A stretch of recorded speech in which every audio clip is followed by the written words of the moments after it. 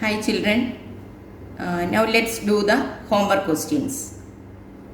The first question was the correct set of 4 quantum numbers for the valence electron of rubidium atom is. So the atom given is rubidium with atomic number 37, and what we need to find out? We need to find out the correct set of 4 quantum numbers for rubidium.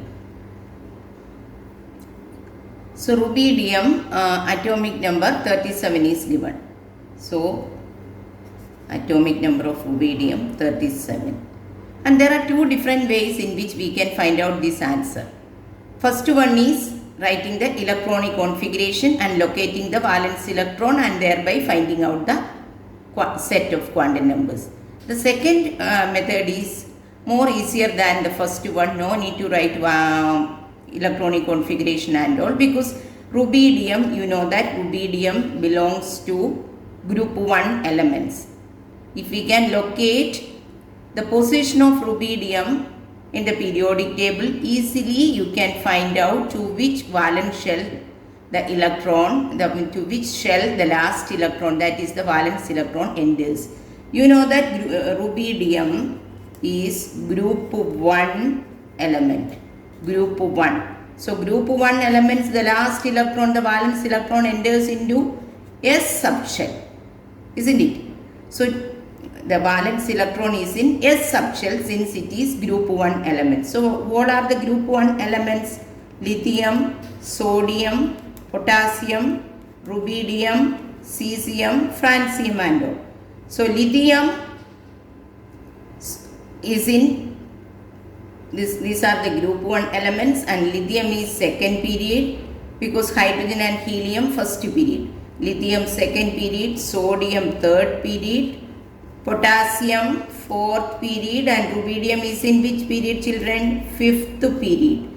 So, isn't it? So, if we know group 1 elements, easily we can locate the period also, because hydrogen and helium only in period 1, that you have learned in class 10, isn't it? So lithium, sodium, potassium, rubidium, cesium, francium, these are the group 1 elements, and lithium second period, sodium third, potassium fourth, rubidium fifth. So rubidium belongs to fifth period, so its principal quantum number, the main energy level, is denoted by the period number that we learned in class 10. So 5 is the principal quantum number, and we know that group 1 elements, the valence electron enters into S subshell.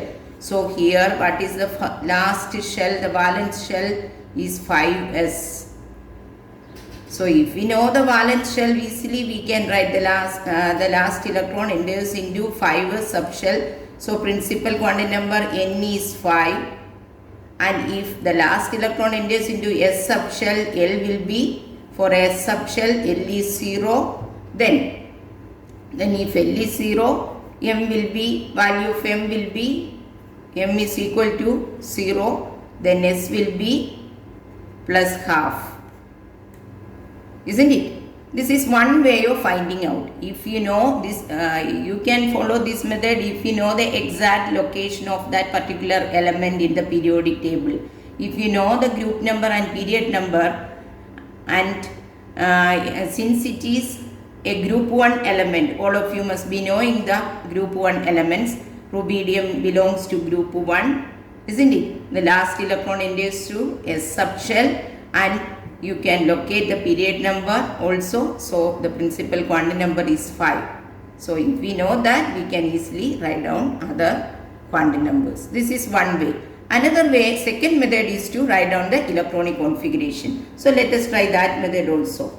Electronic configuration, our rubidium is 1s2, 2s2, 2p6,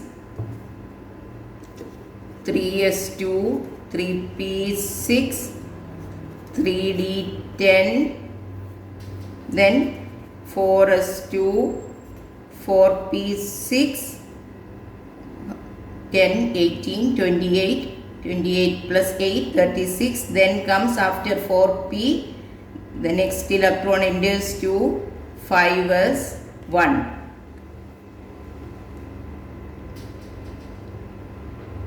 So 37 coming. isn't it? The 5s level is having less energy than 4d. So the electron enters to 5s. The valence electron is 5s. So the valence, since the valence electron is in 5s, so we can write down n is 5. Since it is S subshell, L is 0. If L is 0, M also will be 0 and S will be plus half. This is the second method. So this is very easy. Group number and period number, if you know, you can easily locate the valence shell. Then if you know the valence electron, easily you can find out the other quantum numbers. Okay. Now question number 2. Consider the ground state of copper atom. Atomic number of copper is given 29. The number of electrons with azimuthal quantum number L, 1 and 2 are. So what we need to find out? We need to find out the total number of electrons with the L values 1 and 2. Atomic number is given, so we can write down the electronic configuration of copper with atomic number 29. 1s2, 2s2, 2p6, 3s2, 3p6, then comes 3s3p, 3d, 10, 4s1. This is copper, electronic configuration of copper. 29 is coming, isn't it? So always keep, this is special electronic configuration that all of you know, copper, chromium and all, isn't it? Half filled and completely filled orbitals have extra stability, that is coming here, that rule is applied here. So copper 29. So look here, now we need to find out the number of electrons with L value 1 and 2. So we need to write down L values.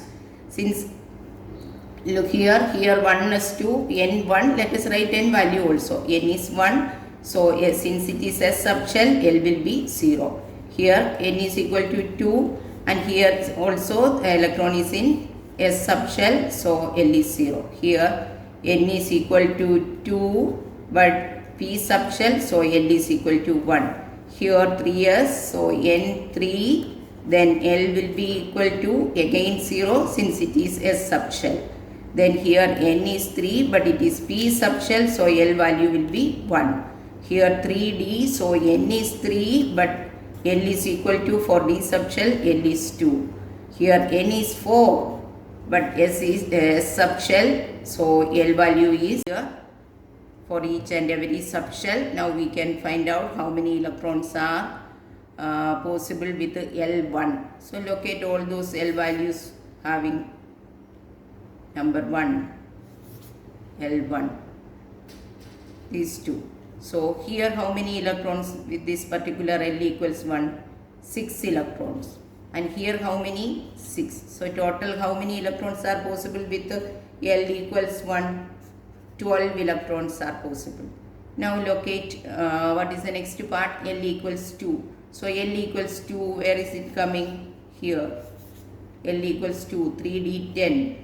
Only there, isn't it? So L value 2, how many total electrons? 10 electrons. So look at the options. Is it coming? Option B, 12 and 10.